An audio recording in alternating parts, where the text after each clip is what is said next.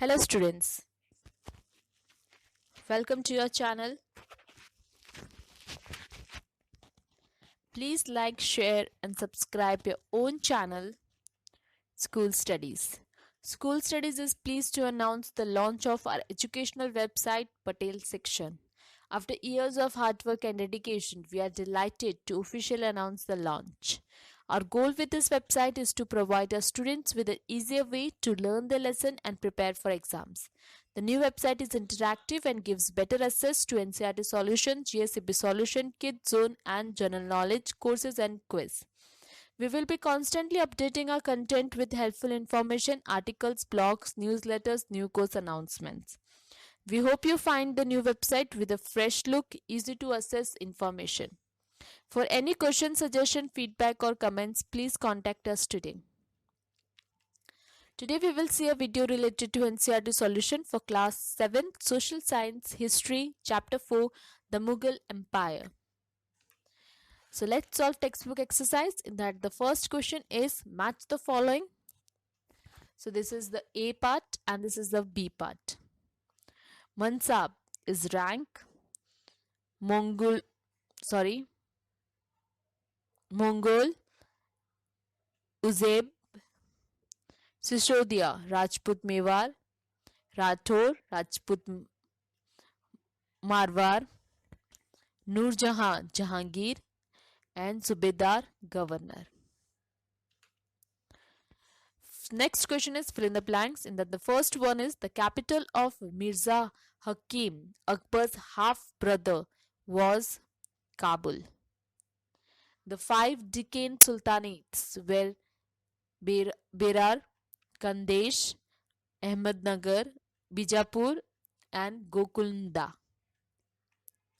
If Jat determined a Mansabdar's rank and salary, Sawar indicated his number of cavalry men.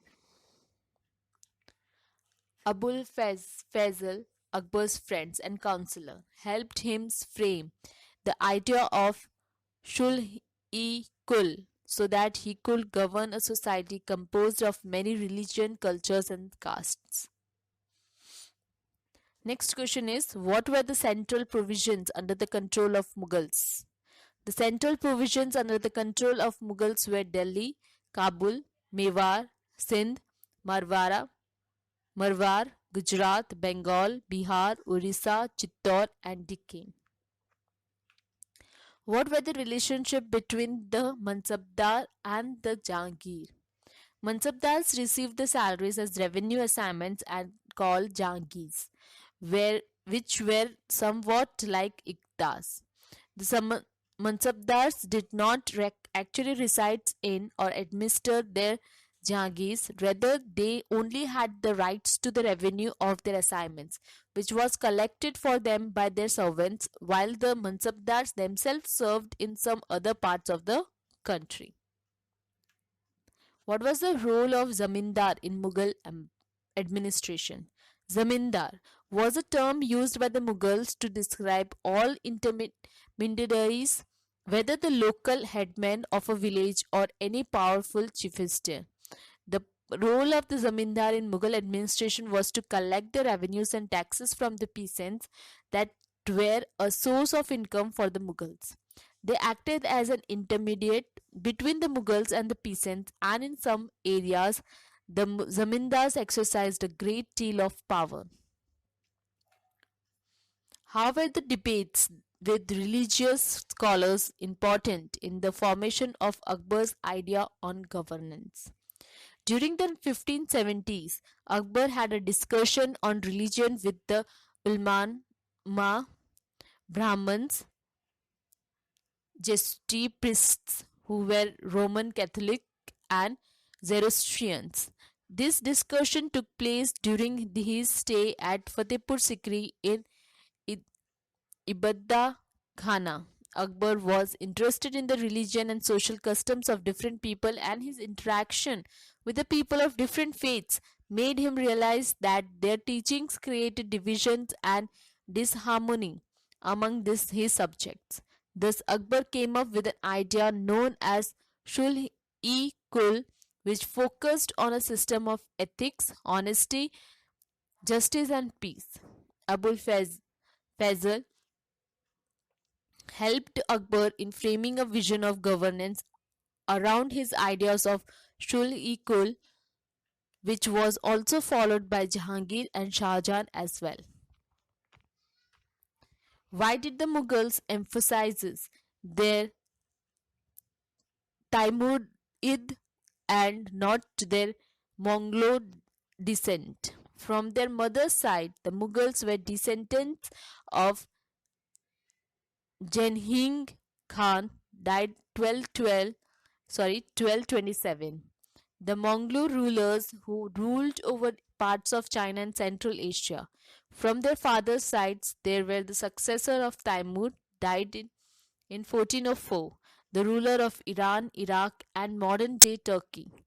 However, the Mughals did not like to be called Mughal or Mughal.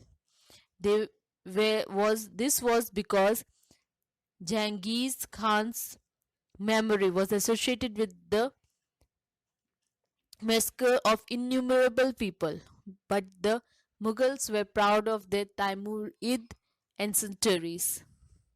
Essence, sorry, ancestries. How important was the income from land revenue to the stability of the Mughal Empire?